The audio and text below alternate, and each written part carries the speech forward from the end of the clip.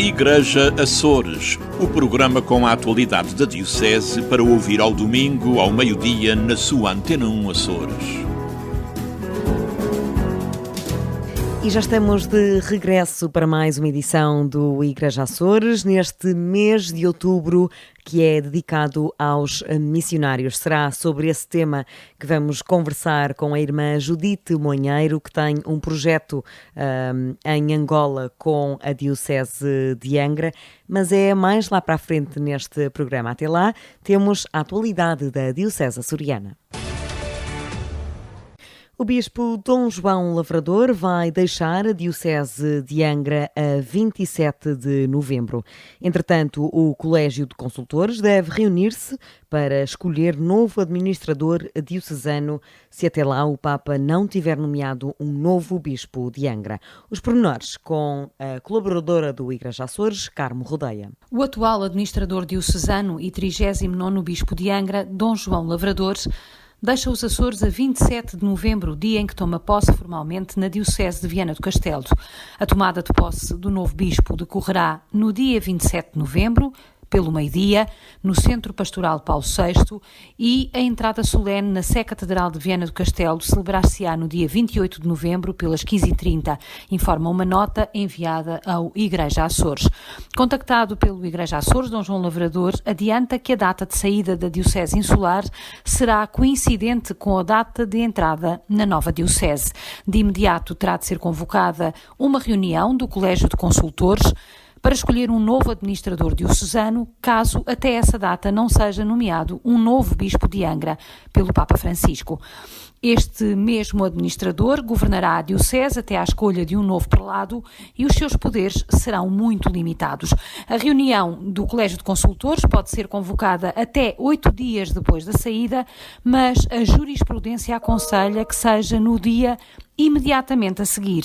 Como se trata de um fim de semana com mais afazeres nas paróquias e dada a descontinuidade geográfica, é possível que a reunião seja agendada apenas para o primeiro dia útil, isto é, na segunda-feira seguinte, ou seja, dia 29 de novembro. Cabe ao sacerdote mais velho em ordenação, membro do Colégio de Consultores, convocar a data da reunião. Abre-se então o processo de escolha de um novo bispo na Diocese de Angra, que fica em sede vacante. O Núncio Apostólico, em Lisboa, inicia então o processo, que pode ser mais ou menos célere, consoante a opção. E há 4 em cima da mesa. A transferência de um bispo titular de uma das dioceses portuguesas para os Açores, a nomeação de um bispo auxiliar de uma das 3 dioceses que os têm, Braga, Lisboa ou Porto, ou ainda o ressurgimento de algum processo que já esteja concluído de outras consultas. Se a opção for começar tudo de novo, a partir do zero, para a ordenação episcopal de um sacerdote, então há todo um conjunto de formalidades que têm de ser iniciadas, desde a consulta ao metropolita e bispos da província eclesiástica de Lisboa, à qual pertence a Diocese Insular, a consulta a membros do Colégio de Consultores e Cabildo da Sé e, finalmente, a sacerdotes e leigos, de acordo com uma lista pré-definida. De entre essas consultas surgirão 3 nomes que serão submetidos a Roma. O Papa escolherá um deles. Dom João Lavrador foi nomeado Bispo de Viana do Castelo no dia 21 de setembro, 6 anos depois de ter chegado aos Açores. Carmo Rodeia, colaboradora do sítio Igreja Açores. A Diocese de Angra mantém a comissão responsável pela caminhada sinodal, agora que o caminho faz-se em simultâneo com todas as dioceses do país. O seu responsável é o cônego Hélder Fonseca Mendes, que adiantou ao Igreja Açores a proposta diocesana para todas as paróquias. A mesma comissão há de articular os 2 trabalhos, que em termos de temática e de percursos não são muito distintos. E, portanto, aquilo que é pedido ou que é de novo neste Sínodo dos Bispos, que sempre o Sínodo dos Bispos fazem uma consulta a cada bispo. E cada bispo, às vezes, faz a consulta dentro da sua diocese, como entende, mais alargada. Este Sínodo tem uma particularidade, estou referido ao Sínodo dos Bispos de 2023, que é uma participação chamada fase diocesana do Sínodo. E aqui é que temos um elemento novo, que vai desde outubro de 2021 até abril de 2022 e, portanto, as orientações que demos às nossas comunidades, instituições e estruturas é que de outubro a dezembro deste ano tratassem o tema diocesano sobre uma igreja missionária e os primeiros 5 núcleos temáticos para o aprofundamento de uma igreja sinodal em ordem à preparação dos Sinos Bispos e no contributo de Portugal. Depois, no início de março, de janeiro a março do próximo ano, o tema diocesano, uma igreja integradora, com os pobres e com os pobres, e os outros 5 temas, núcleos temáticos, em ordem aos Sinos Bispos. Para agilizar este processo, a Comissão preparou materiais orientadores. Nós enviamos 2 ou 3 documentos, um documento preparatório para os Sinos Bispos, para uma igreja sinodal, comunhão e participação, um manual de auscultação e discernimento nas igrejas locais, ou chamado de um modo mais conhecido Vadmecum, sobre o sínodo e sobre a sinodalidade, e extraímos deste último manual 10 capítulos que propomos que este ano sejam tratados 5 e até março do ano que vem os outros 5, são mais de caráter de orientação ou de direções sobre a questão da comunhão, da participação e da missão. De maneira que demos ontem algumas indicações como é que devemos não superpor, mas articular o nosso trabalho, a nossa caminhada sinodal, como já estava delineado, integrando também a preparação, ou o contributo de Portugal, ou das dioceses de Portugal, à preparação do Sínodo de 2023. O sacerdote destaca a sintonia entre o caminho já iniciado pela Diocese de Angra e a proposta agora do Papa Francisco, mas ressalva as respectivas diferenças. É uma feliz coincidência, porque quando às vezes havia dúvidas sobre falar em caminhada sinodal ou sínodo, uma vez que nós não definimos para já ter o sínodo enquanto acontecimento, e portanto nós estamos numa fase diocesana pré-sinodal, no sentido de sínodo diocesano, porque aqui há que distinguir sínodo dos bispos de sínodo diocesano. A nível diocesano estamos a falar de caminhada sinodal e a nível nacional ou universal estamos a falar da preparação do sínodo dos bispos. Mas não deixa de ser interessante um sinal o facto da gente estar a trabalhar em sintonia com aquilo que o Papa Francisco nos pede agora. Um caminho que arrancou há 2 anos na Diocese de Angra. Agora, o Santo Padre vem confirmar que caminhar juntos é de facto a missão da Igreja no mundo até 2023. O ano pastoral arranca formalmente a 17 de outubro, na Diocese de Angra, apesar da saída do Bispo Dom João Lavrador, agora nomeado Bispo de Viana do Castelo, as orientações vão manter-se, garante o moderador da Cúria Diocesana, Cônego Hélder Fonseca Mendes. Vai na sequência do trabalho que vimos a fazer dos anos anteriores, a que chamamos o terceiro ano da caminhada sinodal, a beleza de caminharmos juntos em Cristo. Este trabalho vai na apresentação da nossa situação cultural contemporânea, da situação económica e social, da vivência religiosa e eclesial, e escolhemos alguns temas para tratarmos. Tratámos 3 o ano passado, que já explicamos quais, e 2 para este próximo ano, sobre uma igreja sinodal e uma igreja integradora com os pobres e para os pobres, que escuta o grito dos que sofrem. Apesar da Diocese estar a aguardar nova nomeação episcopal, o sacerdote garante que o trabalho não para. O trabalho não para, porque a Igreja Diocesana são todos os batizados, os seus diáconos, presbíteros, religiosos, todos os leigos, e naturalmente que o novo bispo, quando chegar, vai ter muito gosto em integrar-se nesta caminhada. Imagino que não irá contradizer, porque, aliás, até quem confirma o Santo Padre, ao marcar um sínodo para 2023, precisamente sobre este estilo, ou estas estruturas, ou acontecimento que estamos a preparar para uma igreja sinodal, comunhão, participação e missão.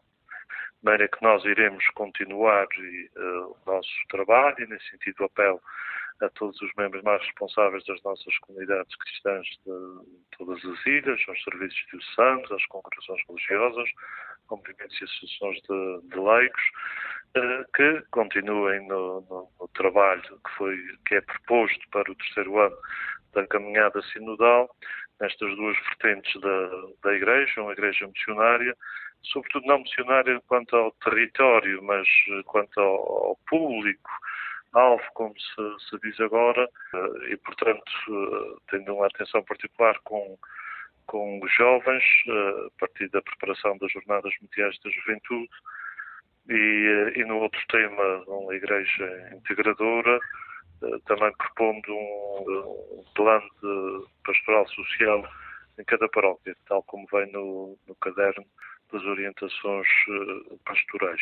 Uma caminhada que continua na Diocese de Angra e que vai confluir na caminhada nacional e mundial até 2023, proposta pelo Papa Francisco. A Escola de Ouvidoria de São Jorge promoveu 3 sessões formativas a 29 e 30 de setembro e 1 de outubro, como explicou ao Igreja Açores o ouvidor Padre Manuel das Matas dos Santos. Nós tivemos 3 dias de formação, uma no topo, um dia no topo, um dia na Calheta e outros na Boa Hora, feita pelo Padre Dr. Jorge Ferreira. Tem sido muito bom, é sobre o ano litúrgico, as pessoas têm aderido bem, participei também e elas têm dialogado bastante e foi de uma forma muito leve, muito bela de apresentar o ano litúrgico. Portanto, de uma forma geral teve boa adesão e foi uma formação muito boa a nível de 3 escolas de formação que eram, aliás, muito esperadas pela comunidade. Foi um dos pontos que o ano passado foi pedido nas reuniões que nós fizemos de preparação para o sínodo, que houvesse mais momentos de formação a nível de ilha. Embora tenha havido sempre todos os anos alguma formação, menos no ano do Covid, não é? Mas temos feito sempre formação, retiros, etc., para os catequistas, leitores, acólitos e todos os movimentos praticamente da Igreja. Mas este ano vi que a participação teve uma adesão maior por parte do povo de Deus aqui na Ilha de São Jorge. Vejo que eles estão mesmo necessitados e sedentos desta presença e do diálogo e da aprendizagem. Portanto, achei que foi uma coisa muito boa. As sessões aconteceram com um momento expositivo por parte do Padre Jorge Ferreira, seguido de um espaço para debate e reflexão por parte de todos os participantes. Foi divulgado na passada quarta-feira, 29 de setembro, o tema da mensagem do Papa Francisco para o 56º Dia Mundial das Comunicações Sociais em 2022. Depois de, neste ano, o Papa ter apelado a ir aos locais e ver, agora desafia os jornalistas a escutar. Num tempo que já não privilegia os silêncios, garante o jornalista Osvaldo Cabral, diretor do Diário dos Açores. O saber ouvir é quase um dom, um talento, e mesmo até transcende o ato de escutar. O saber ouvir é estar atento, ter capacidade de assimilar e interpretar as pessoas que se ouvem. Os próprios gestos e silêncios fazem parte também da comunicação e do diálogo, do saber escutar. E nós, jornalistas, quando estamos a entrevistar pessoas de todas as áreas, temos que ter também esta capacidade e este dom, não só de escutar ou de ouvir o diálogo que se diz, mas também os gestos, o próprio silêncio. Tudo isso é muito importante. E nos tempos de hoje, nos tempos que correm, o saber ouvir é quase uma característica, difícil de se encontrar ou de assimilar, porque, sobretudo agora também com a pandemia, a tensão que se criou neste mundo global é cada vez mais difícil nesta enorme bolha de tensão, de ódio, que são as redes sociais, em que ninguém sabe ouvir. Todos falam, todos gritam, todos insultam, mas ninguém ouve. E, de facto, esta mensagem do Papa vem mesmo a calhar, porque é muito atual no mundo em que estamos a viver. Para contares uma boa história, para termos uma boa história, é preciso sabermos ouvir. E a melhor característica que nós temos naquilo que ouvimos é a pluralidade. A variedade de relatos, a variedade de opiniões. É aqui que está a essência da democracia. Para o jornalista açoriano, o Papa Francisco é um grande aliado da comunicação e do jornalismo. Isso sempre foi, já mesmo antes de ser Papa. Já quando lá na sua diocese era um homem muito ligado e dava uma importância muito grande à pluralidade das ideias, à liberdade da imprensa. Era um homem muito ligado, de facto, à comunicação.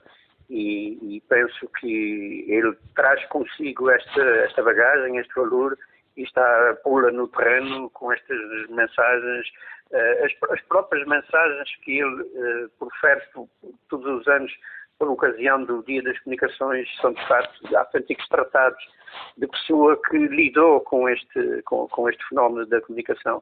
Percebe-se que está ali uma pessoa, de facto, que é um grande aliado da comunicação, do bom jornalismo, da boa pluralidade, e isto para nós, para a nossa profissão, é muito importante, sobretudo nos dias de hoje, em que temos aqui combates enormes para fazer dentro da própria comunicação, da esfera da comunicação, nomeadamente com as redes sociais, a expansão das redes sociais, que está cada vez mais impregnada, sobretudo nos mais novos, nas gerações novas, e que tem coisas benéficas, mas também tem muitas que não são boas, e é bom que vá havendo estes exemplos de pessoas com responsabilidades na comunidade internacional e na Igreja que vão chamar a atenção para estes problemas e para a importância da comunicação boa, da boa comunicação, do bom jornalismo, para saber distinguir o que é bom e o que é mau em termos de notícias, de informação, de comunicação. Saber ouvir para saber discernir. A nota do Papa refere ainda que para ouvir realmente é preciso coragem, é preciso um coração livre e aberto e sem preconceitos. Na paróquia do Rosário, em São Jorge, a festa da padroeira volta a celebrar-se depois da pandemia com um programa mais simples. Esta festa está a ser preparada com uma novena, começou no dia 24 de setembro e termina agora no dia 2 de outubro. Durante a novena, houve confissões, houve a recitação do terço. A novena versou sobre a figura de Maria como auxílio da espiritualidade cristã, nomeadamente das virtudes teologais, e também auxílio e mais algumas virtudes cristãs de que Nossa Senhora é modelo. Depois, no fim de semana, nomeadamente sábado e domingo, no sábado teremos a celebração da Santa Unção e pregação pelo Padre Dr. Jorge Ferreira, professor de Liturgia do Seminário Episcopal de Angra, e no domingo também será ele a presidir a Santa Missa e a procissão. Teremos as arrematações e depois a procissão que vai percorrer as ruas principais desta Vila do Topo, honrando Nossa Senhora do Rosário. E depois, na sexta, sábado e domingo, haverá um pequeno convívio aqui no lar da igreja com as pessoas da Vila do Topo. Para o pároco Padre Dinis Silveira, a Covid-19 veio purificar a piedade popular. Pois é uma sensação boa. Nós vemos que o povo teve muito tempo sem poder expressar desta forma que tão nos caracteriza a sua fé, nomeadamente esta piedade popular, digamos assim. E, claro, é com alegria que tudo isto se retoma. Aliás, posso testemunhar uma ótima participação de fiéis na novena e certamente que depois, no fim de semana, seja na parte interior, ou seja, a parte religiosa, seja depois na parte exterior, na parte profana, certamente que terá uma grande afluência. Portanto, vejo e constato, e certamente não só aqui, mas um pouco por todo o sítio onde ainda se vai fazer as últimas festas de verão, contentamento das pessoas, claro. Ao retomarmos isto, também uma certa purificação de alguns excessos ou de coisas mal vividas ou interpretadas. Portanto, acho que é uma oportunidade, mais do que tudo. Um regresso gradual à normalidade também na religiosidade popular tão característica da fé açoriana. Igreja a ler com o padre José Júlio Rocha. Infelizmente, morreu o ano passado e apenas com 55 anos de vida o escritor barcelonês Carlos Ruiz Zafón. Morreu aos 55 anos, jovem, ainda muito a prometer. Não foi um escritor de grande fôlego, mas pelo menos uma das suas obras teve um sucesso considerável e trata-se de A Sombra do Vento, escrito em 2004 e editado em Portugal pela Dom Quixote.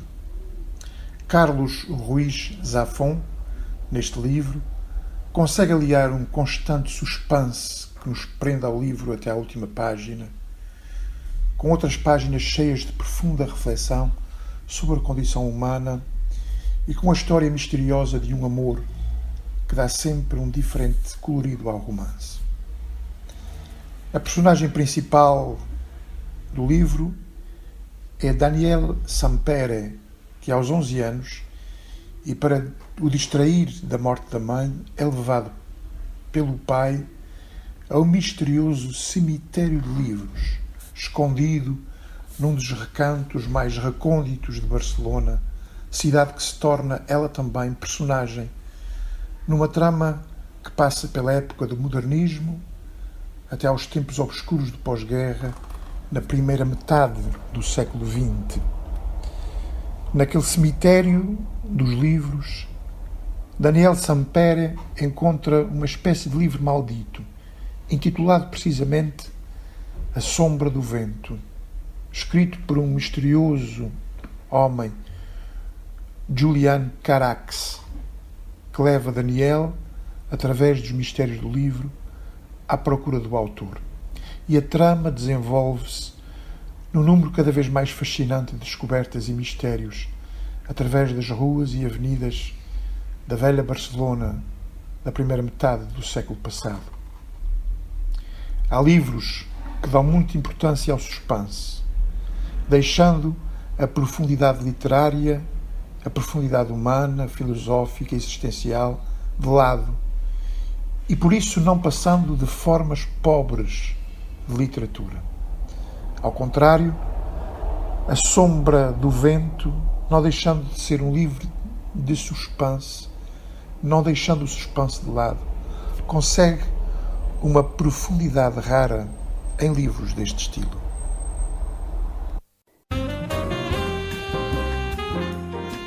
Entre Vistas, com o padre Teodoro Medeiros.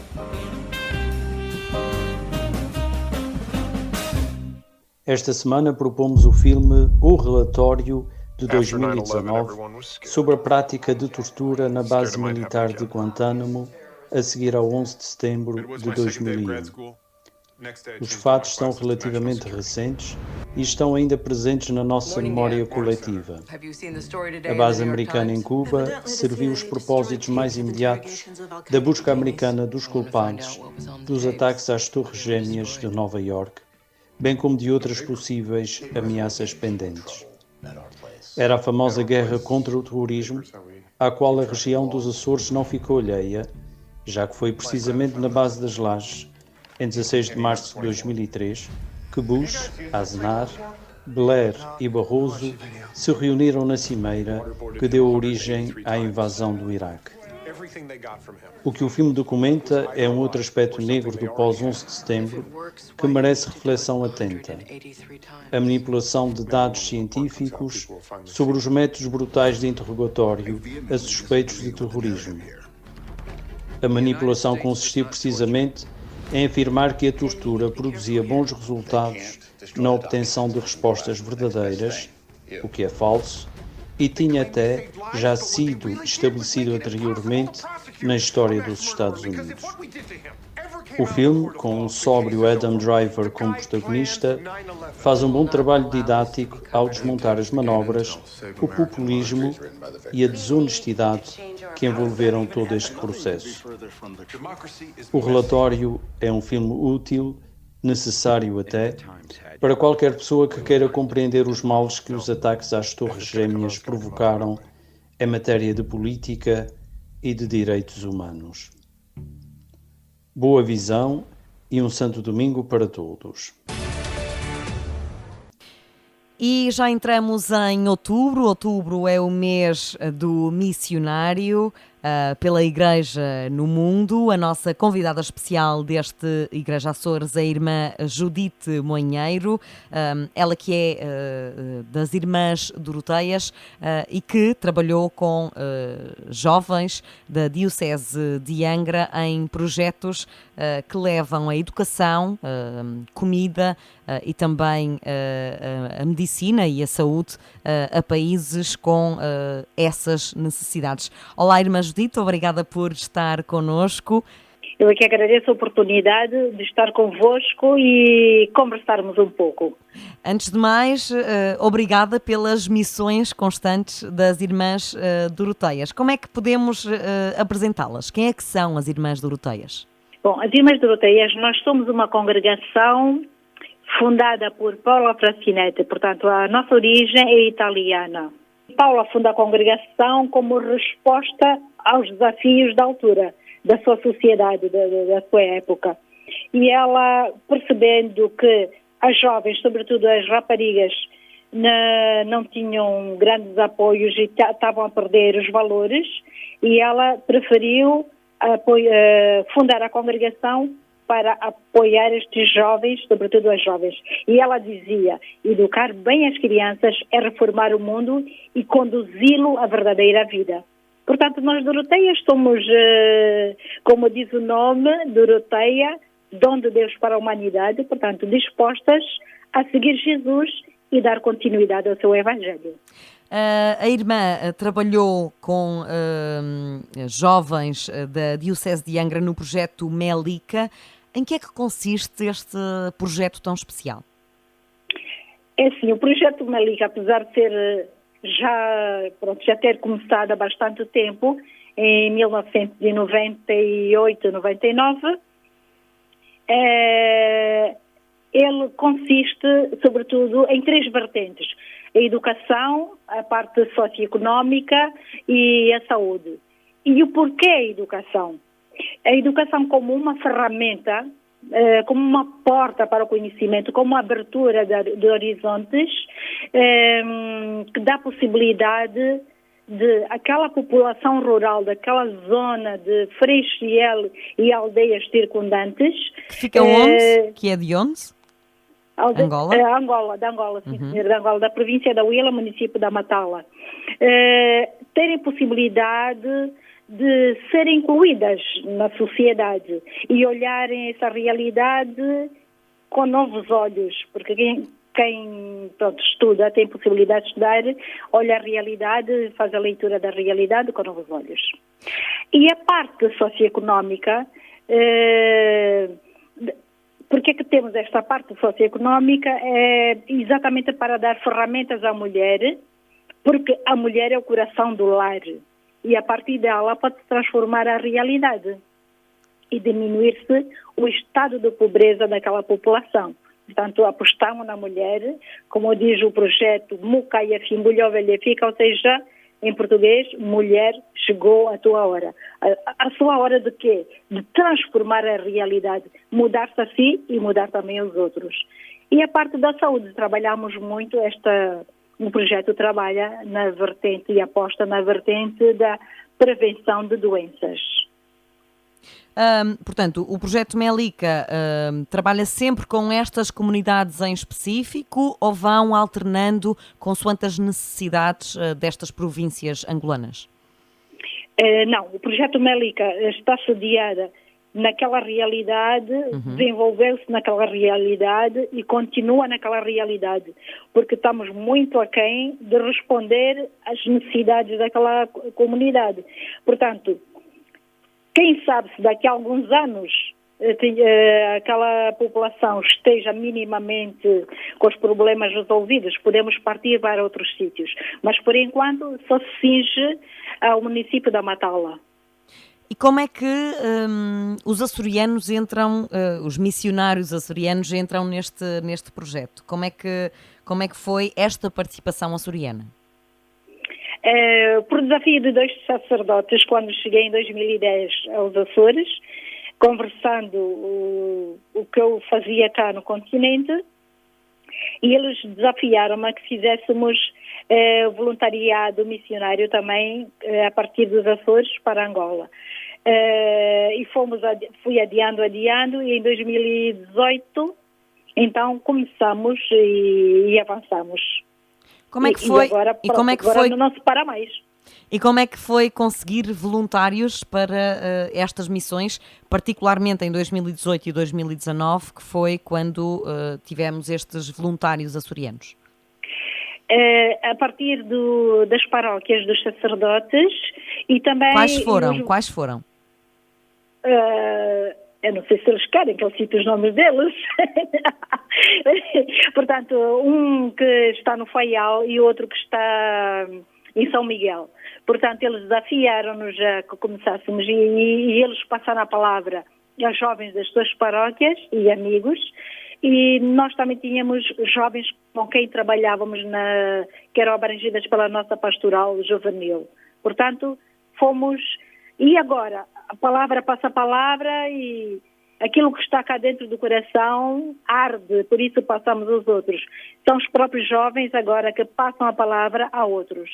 Estamos a falar de jovens com que idade? Qual é na sua visão e na sua experiência, a idade em que os jovens têm mais esta sensibilidade para a missão? Assim, a sensibilidade para a missão, eu acho que não tem idade. Embora os que partem connosco em voluntariado missionário são dos 18 aos 45, mas o ardor missionário não tem idade, porque é um estado de espírito. Como é que é, quanto tempo é que ficam nestas comunidades, durante quanto tempo, e como é que é o contacto com estas populações, com culturas tão diferentes, não é? Habitualmente, pronto, os que forem em 2018 e os que forem em 2019, foi apenas um mês. Ficamos um mês e o contacto deles com as comunidades foi eu falo de uma sensibilidade diferente, porque eu sou angolana, não é? Mas da admiração, como é que as pessoas, aquela população com tão pouco, vivem felizes e transmitem alegria e dão o melhor que têm, nem que seja oferecer um ovo ao missionário que chega, uma galinha. Portanto, é um contacto de muita gratificação e admiração por aquele povo.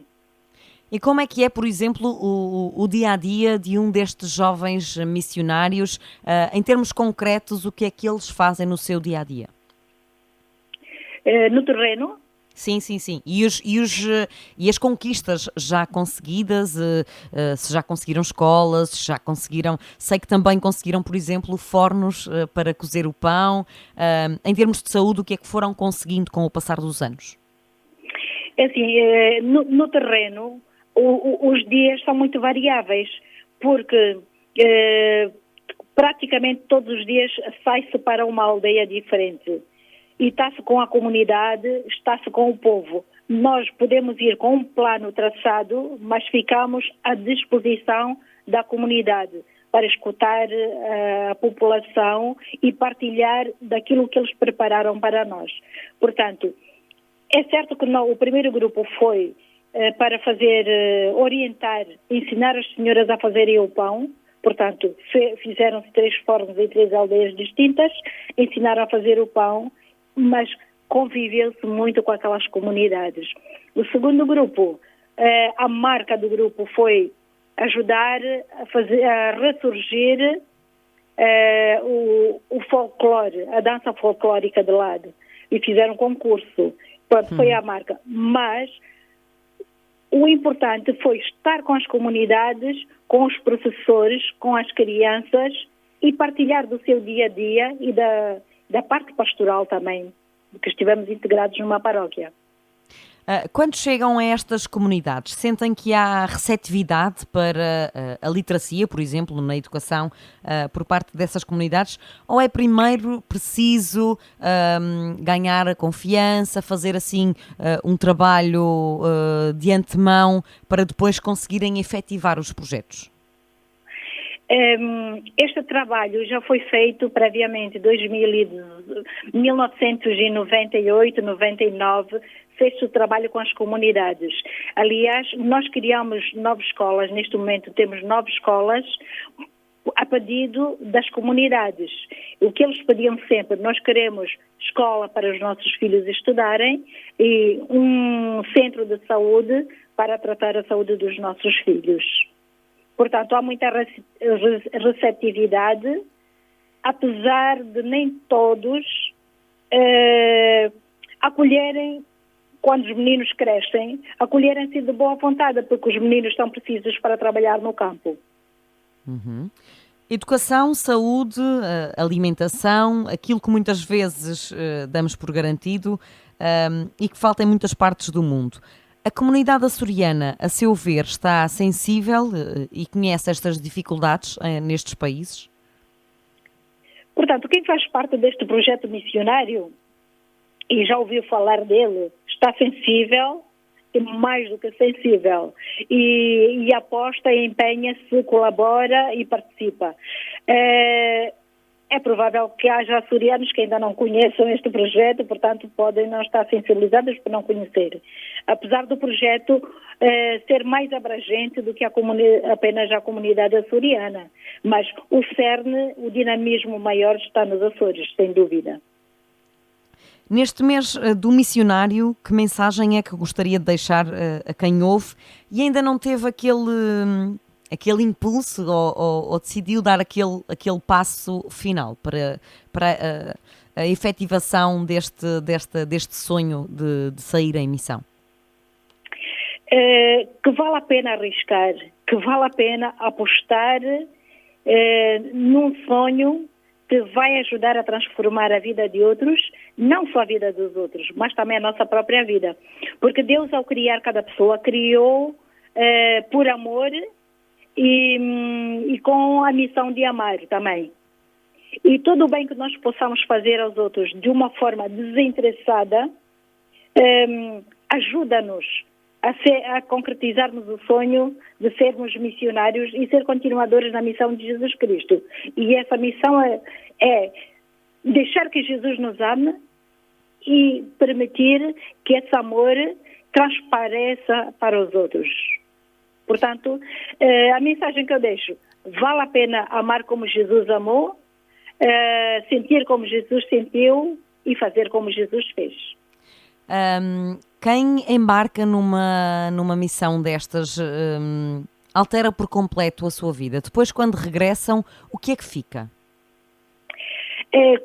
Altera totalmente, porque quando chega, começa a valorizar tudo o que tem e a relativizar os bens materiais. Inclusive, tenho alguns voluntários que têm vontade de ir em missão, pedindo licença sem vencimento e ir trabalhar durante um ano no terreno. Há muitos casos de voluntários jovens que repitam a experiência, ou normalmente estas missões são caso isolado num ano? Não.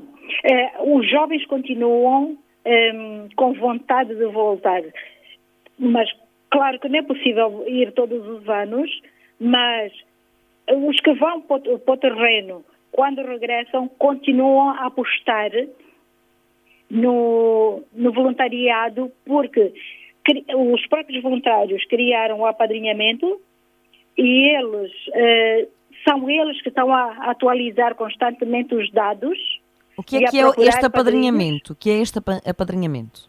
O apadrinhamento são pessoas voluntárias que pagam a propina das crianças lá do nosso projeto, que são o equivalente a 5 euros anuais ou 10 euros anuais, consoante o ano em que a criança está. E dá para pagar a propina. E esse valor serve para pagar os colaboradores, ou seja, os professores voluntários do lado da escola. Portanto, qualquer um de nós, cá, com 5 euros por ano, consegue apadrinhar a educação destas crianças? Sim, senhora. E como é que podemos fazer isto? Como é que... a quem é que nos devemos dirigir para efetivarmos esta nossa intenção? Podem mandar-nos um mail, que é acoresensaidamissionaria2018@gmail.com. Portanto, se nos enviarem um mail a solicitar uma criança, nós atribuímos. E ficamos a saber quem é a nossa criança ou não? Ficam a saber quem é a criança, a aldeia, etc. Simplesmente nós pedimos, por causa da proteção de dados, que não divulguem. Mas têm uma fotografia e têm os dados. Portanto, fica aqui o apelo a todos os açorianos, 5 euros por ano e permitem assegurar a educação destas crianças. Irmã Judite, mais uma questão. O que é que a pandemia trouxe de sabor a esta missão? Vão mantendo contacto com estas comunidades de alguma forma e quando é que vai ser a próxima missão? O que trouxe de sabor foi não podermos ir ao terreno. O ano passado o grupo não foi, este ano o grupo também não foi. No entanto, nós continuamos como grupo a trabalhar no projeto. Vamos pedindo informações às irmãs que estão em Farichiel, elas enviam-nos e nós vamos enviando a informação aos padrinhos. Portanto, mas seja como for, vamos trabalhando. É mais difícil trabalhar assim, mas conseguimos. E os padrinhos, infelizmente, não conseguiram enviar uma cartinha para os afilhados, nem ter a alegria de receber a cartinha do seu afilhado. Mas pronto, se Deus quiser, o próximo ano o grupo irá. Portanto, em 2022, e ainda estão a receber candidaturas de jovens missionários? Para 2022 não, porque o grupo já está fechado, só temos e temos outro grupo para 2023. A não ser que algum desista e que possamos meter, mas só em 2023. 2022 já não é possível. Portanto, 2022, 2023 já está fechado. Com quantas pessoas nestas missões? 2022 estão 8 e 2023 estão 9. Irmã Judite Monheiro, muito obrigada por esta conversa sobre neste início de mês de outubro, o mês do missionário, e sobre este sentido de missão que tanta gente tem e que muitas vezes acaba por não ter a coragem de dar este passo. Obrigada por ter estado connosco neste espaço de entrevista e parabéns por este projeto Melica, que já dura há tantos anos e que se espera que continue por muito mais tempo. Muito obrigada a nós e quero agradecer já agora a todos os padrinhos e aos voluntários pelo empenho e envolvimento neste projeto e a minha congregação, que estamos empenhadas em continuar esta missão de Jesus Cristo, esta missão que Ele nos entregou. E muito obrigada. E já agora peço-lhe que repita o e-mail para quem quiser apadrinhar a educação das crianças. acoresensaidamissionaria 2018@gmail.com. Fica então aqui este apelo. Muito obrigada, irmã Judite Monheiro, e parabéns por este projeto. O Igreja Açores está de regresso na próxima semana com mais um convidado especial e com mais atualidade da Diocese de Angra. Igreja Açores, o programa com a atualidade da Diocese para ouvir ao domingo, ao meio-dia, na sua Antena 1 Açores.